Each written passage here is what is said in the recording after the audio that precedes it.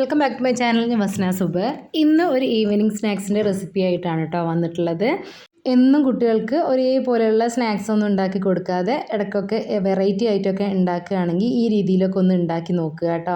നമുക്കിത് ഹെൽത്തി ആയിട്ടുള്ള രീതിയിലും ചെയ്തെടുക്കാൻ വേണ്ടി പറ്റും. ഞാനിവിടെ റൈസ് പൗഡർ വെച്ചിട്ടാണ് ഇത് ചെയ്തെടുത്തിട്ടുള്ളത്. നിങ്ങൾക്ക് ഹെൽത്തി ആയിട്ട് ഉണ്ടാക്കണം എന്നുണ്ടെങ്കിൽ റൈസ് പൗഡറിന് പകരം ഗോതമ്പ് പൊടിയോ അല്ലെങ്കിൽ റാഗി പൊടിയോ ഒക്കെ ചേർത്തിട്ട് ഉണ്ടാക്കി കൊടുക്കാവുന്നതാണ് കേട്ടോ.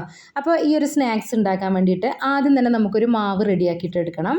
അതിന് വേണ്ടിയിട്ട് ഞാനിവിടെ ഒരു നോൺ സ്റ്റിക്കിൻ്റെ പാത്രം വെച്ച് കൊടുത്തിട്ടുണ്ട്. അതിലേക്ക് ഒരു ടേബിൾ സ്പൂണ് നെയ്യ് ചേർത്ത് കൊടുത്തിട്ടുണ്ട് കേട്ടോ. ഇനി ഇതിലേക്ക് കുറച്ച് തേങ്ങാക്കൊത്ത് ചേർത്ത് കൊടുക്കുന്നുണ്ട്. അപ്പോൾ തേങ്ങാക്കൊത്ത് നിങ്ങളെ ഇഷ്ടത്തിനനുസരിച്ച് നിങ്ങൾക്ക് ചേർത്ത് കൊടുക്കാവുന്നതാണ് കേട്ടോ.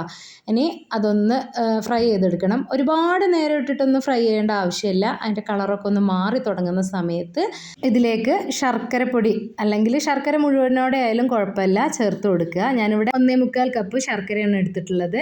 എല്ലാ ഇൻഗ്രീഡിയൻസിൻ്റെയും കറക്റ്റായിട്ടുള്ള മെഷർമെൻറ്റ് ഞാനിവിടെ ഡിസ്ക്രിപ്ഷൻ ബോക്സിൽ കൊടുക്കുക കേട്ടോ. ഇനി ഇതിലേക്ക് വെള്ളം ചേർത്ത് കൊടുക്കുക.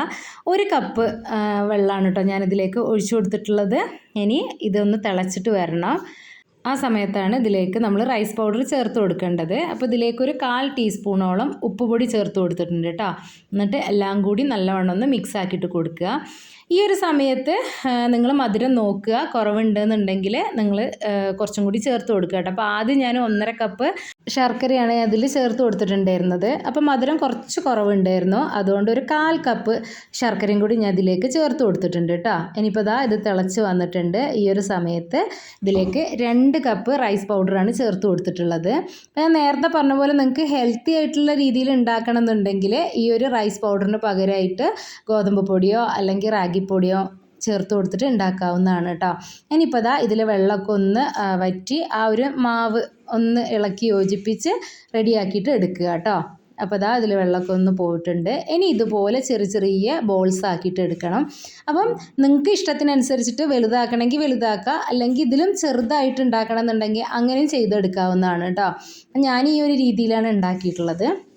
ആ ഒരു സമയത്ത് സ്റ്റീമറിൽ വെള്ളം തിളക്കാൻ വേണ്ടിയിട്ട് വെച്ചിട്ടുണ്ടായിരുന്നു. ഇനി ഈ ഒരു റൈസ് ബോൾസ് നമുക്കൊന്ന് വേവിച്ചെടുക്കണം കേട്ടോ. ഒരു 10-15 മിനിറ്റ് നേരത്തേക്ക് ഒന്ന് വേവിച്ചെടുത്താൽ മതി.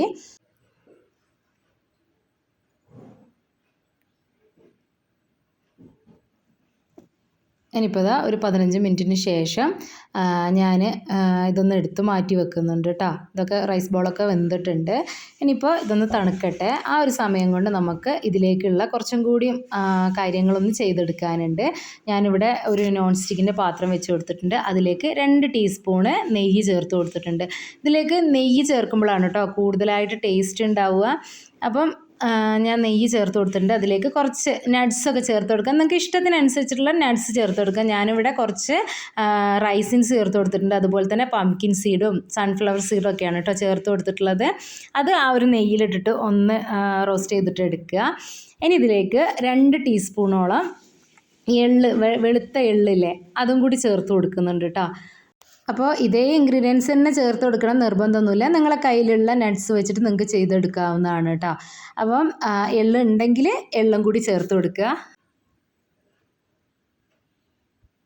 ഇനി എല്ലാം കൂടി ഒന്ന് റോസ്റ്റ് ചെയ്തെടുക്കുക കേട്ടോ. അതിനുശേഷം ഇതിലേക്ക് പഴം ചേർത്ത് കൊടുക്കണം. നേന്ത്രപ്പഴം ചെറുതായിട്ട് അരിഞ്ഞിട്ടുള്ളതാണ് കേട്ടോ ചേർത്ത് കൊടുക്കേണ്ടത്. അപ്പം ഞാനിവിടെ 2 നേന്ത്രപ്പഴമാണ് എടുത്തിട്ടുള്ളത്. പഴം നല്ല പഴുത്ത തന്നെ എടുക്കാൻ വേണ്ടിയിട്ട് നോക്കുക കേട്ടോ. ഇനി ഇതും കൂടി നല്ലവണ്ണം ഒന്ന് വഴറ്റിയിട്ട് എടുക്കുക.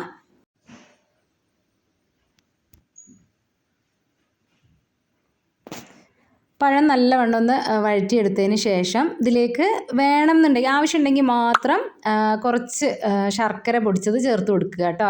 അത് നിങ്ങൾക്ക് മധുരം ആവശ്യമുണ്ടെങ്കിൽ മാത്രം ചേർത്ത് കൊടുത്താൽ മതി, നിർബന്ധമില്ല.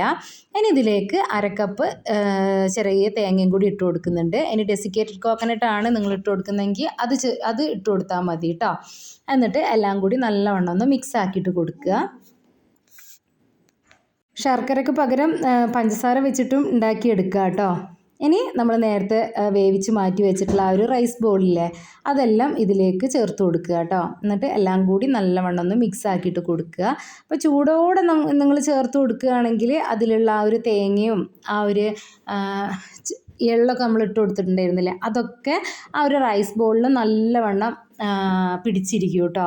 പക്ഷേ ഇത് ഞാൻ അതിൻ്റെ ചൂടൊക്കെ ഒന്ന് മാറിയതിന് ശേഷമാണ് ഇട്ട് കൊടുത്തിട്ടുണ്ടായിരുന്നത്. എല്ലാം കൂടി നല്ലവണ്ണം മിക്സ് ആക്കുക.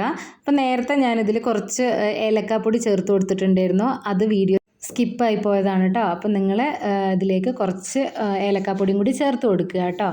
അപ്പോൾ അതാ നമ്മൾ അടിപൊളിയായിട്ടുള്ള ഒരു ഈവനിങ് സ്നാക്ക് റെഡി ആയിട്ടുണ്ട്. നല്ല ടേസ്റ്റാണ് കേട്ടോ ഇത് കഴിക്കാൻ വേണ്ടിയിട്ട്. ഞാൻ പറഞ്ഞില്ലേ, ഗോതമ്പ് പൊടി വെച്ചിട്ടും റാഗിപ്പൊടി വെച്ചിട്ടൊക്കെ ഉണ്ടാക്കുകയാണെങ്കിലും നല്ല അടിപൊളി ടേസ്റ്റാണ്. അപ്പോൾ ഇത്രയുള്ള എൻ്റെ ഒരു വീഡിയോ എന്തായാലും നിങ്ങൾക്ക് ഇഷ്ടപ്പെട്ടിട്ടുണ്ടാവുമെന്ന് വിചാരിക്കുന്നു. നിങ്ങൾ ഈ ഒരു രീതിയിൽ എന്തായാലും ഒന്ന് ട്രൈ ചെയ്ത് നോക്കുക കേട്ടോ. അപ്പോൾ അടുത്തൊരു വീഡിയോയുമായിട്ട് വരുന്നവരെ ബൈ.